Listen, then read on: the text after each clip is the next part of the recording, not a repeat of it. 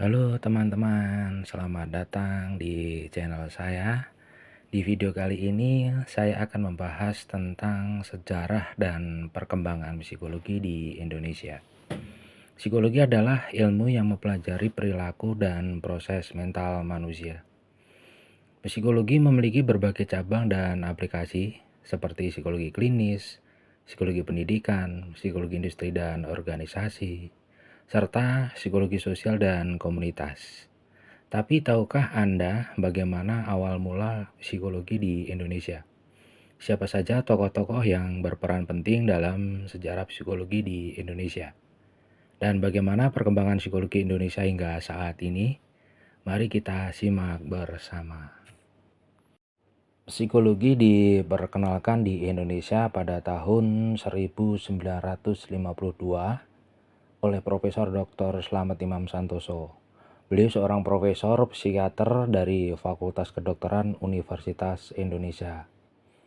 Pada pidato pengukuhannya sebagai guru besar, Prof. Slamet menceritakan pengalamannya dengan pasien-pasiennya yang kebanyakan anggota militer dan pegawai pemerintah yang mengalami gangguan psikosomatis karena tidak mampu menjalani pekerjaan barunya. Setelah Indonesia mengambil alih kepemerintahan dari kolonial Belanda pada tahun 1952.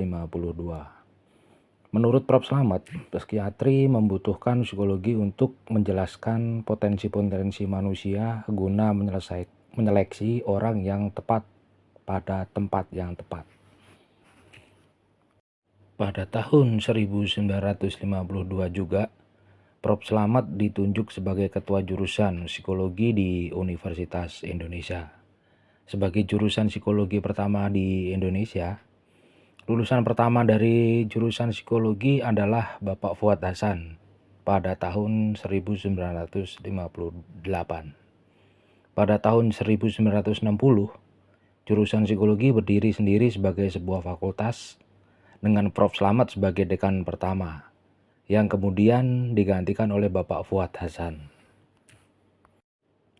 Setelah itu, fakultas-fakultas psikologi semakin banyak bermunculan di berbagai universitas di Indonesia, seperti Universitas Padjadjaran pada tahun 1961, Universitas Gadjah Mada 1964, Universitas Airlangga 1992, dan lain-lain.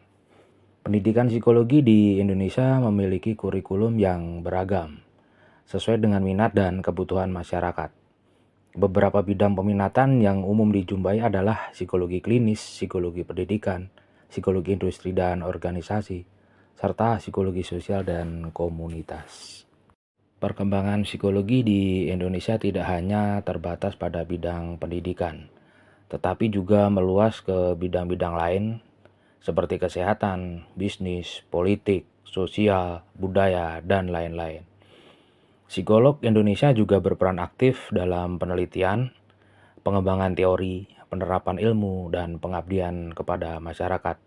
Beberapa contoh karya dan kontribusi psikologi Indonesia antara lain adalah teori kecerdasan emosional oleh Bapak Daniel Goleman, teori kecerdasan spiritual oleh Bapak Suhardan Marshall, teori kecerdasan majemuk oleh Bapak Howard Gardner, teori psikoanalisis oleh Bapak Sigmund Freud, teori behaviorisme oleh Bapak John B. Watson dan B. F. Skinner, teori humanistik oleh Bapak Abraham Maslow dan Carl Rogers, teori Gestalt oleh Bapak Max Wegener dan Kurt Kova, teori sosial kognitif oleh Bapak Albert Bandura, teori psikologi positif oleh Bapak Martin Seligman, teori psikologi indigenous oleh Bapak Sumargono.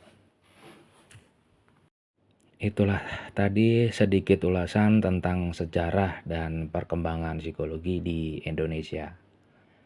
Semoga video ini bermanfaat dan menambah wawasan kita tentang ilmu yang sangat menarik ini. Jangan lupa untuk di like, komen, share, dan subscribe channel saya.